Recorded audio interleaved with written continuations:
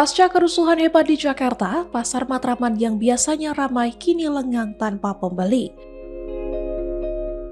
Pedagang di pasar Matraman merana karena omset anjlok drastis setelah aksi unjuk rasa berujung ricuh. Aroma asap kebakaran masih menyelimuti pasar Matraman, meninggalkan suasana muram di antara kios-kios. Sri Rahayu, seorang pedagang bercerita matanya masih perih akibat asap dan tokonya sepi pengunjung. Kerusuhan ini mengingatkan Sri pada tragedi 1998, tapi kali ini dampaknya terasa lebih pahit di pasar. Maulana Sabir, pedagang lainnya, memilih menutup tokonya karena khawatir situasi belum aman. Para pedagang berharap demonstrasi tetap damai, tanpa anarkisme yang merugikan warga kecil. Di Kuitang, lapak makanan pedagang ludes terbakar, diduga dihancurkan massa saat kerusuhan pecah. Santi, pedagang di Kuitang, kehilangan usaha yang dibangun bertahun-tahun dan bingung harus mulai dari mana.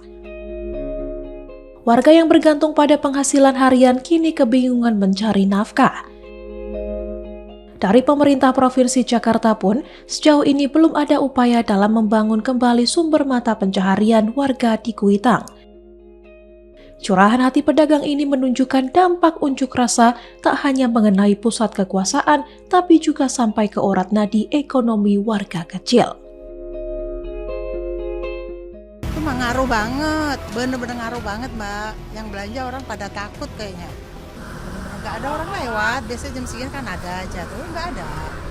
Bener-bener sepi banget, ngaruh. Nah, kita harapannya ke depannya ya di mana baiknya lah, bagaimana supaya pasar ini maju. Kasihan orang-orang yang kecil, Mbak, yang pada ngontrak di dalam itu kan, nggak ada pengunjung. Orang pada, ini udah seminggu orang pada tutup. Terus kasihan karyawan, karyawan tuh kan ada yang ngontrak ya. Kasihan anak istrinya, nggak kan dia kalau tokonya nggak buka dia kan nggak dapat duit buat bayar listrik, buat ngontrak rumah ya. Dia mudah-mudahan gimana lah pemerintah supaya terbaiknya ya. Gimana ya kayak aparat tuh gimana bisa melindungi masyarakat biar nggak ramai seperti ini ya kan. Bagaimana caranya supaya bisa damai dan nggak pada rusak kan semuanya dibakar kan pemerintah rugi juga ya kan. Kalau ada apa-apa kan rakyat juga yang bingung. Ya. Saya posisi berada di rumah. Cuman saya dapat berita malam itu sekitar jam 1-an itu terjadi bakar-membakar di depan Polres. Nah, Polres itu dekatnya dari ruko saya dekat. Nah, saya ambil kesimpulan untuk besoknya saya nggak buka deh. Saya karena ngeliat waktu itu di YouTube yang dikirim teman-teman mengatakan bahwasanya banyak mobil yang kebakar katanya. Ada sekitar 20-an katanya. Nah, jadi saya ambil kesimpulan untuk hari paginya saya nggak buka. Ini kan saya lihat Bapak sekarang sudah buka. Iya. Itu dampaknya apa sih Pak setelah kerusuhan kemarin? Masih sepi lah. Masih sepi, belum ada seperti sebelum kerusuhan belum ada. Jadi masih sepi kondisi sekarang ini. Cuman cukup untuk gaji karyawan aja. Untuk kitanya malah nggak ada apa-apanya. Kalau waktu 98 kita cuman sehari kejadian aja. Ekonomi itu agak oleng ya, nggak lama lah. Tapi ini kok beberapa hari gitu. Jadi agak panjang kayaknya ini. Daya beli juga agak betele lah membeli gitu. Ya untuk mahasiswa atau yang demo, saya berharap jangan sampai lah meresahkan warga. Demo lah, tapi demo jangan anarkis.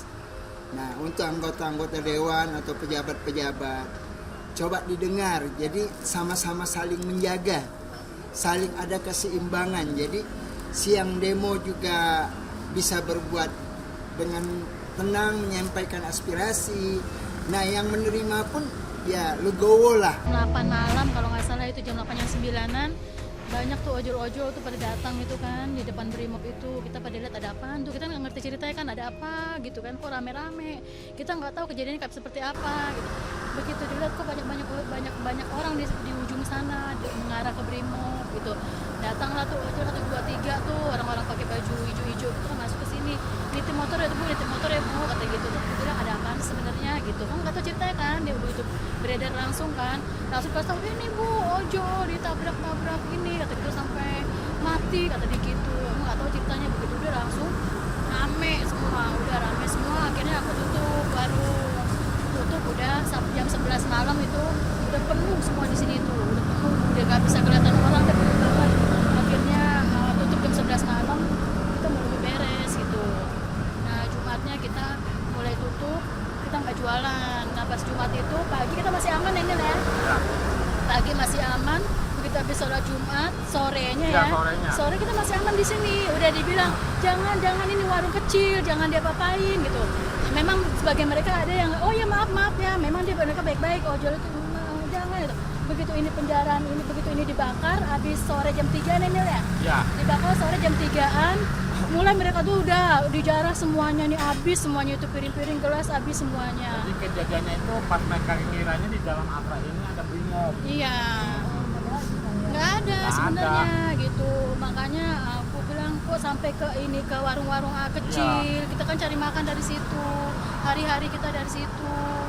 Ini kalau begini kita udah nggak dapat duit, 3 hari nggak jualan, terus modal dari mana coba segini banyaknya, kita harus mengeluarkan dana. Sekarang jualan juga ekonomi lagi sulit ya kan, kan ekonomi kita jualan juga ya Allah, buat makan aja udah alhamdulillah bisa buat makan, malah dihancurin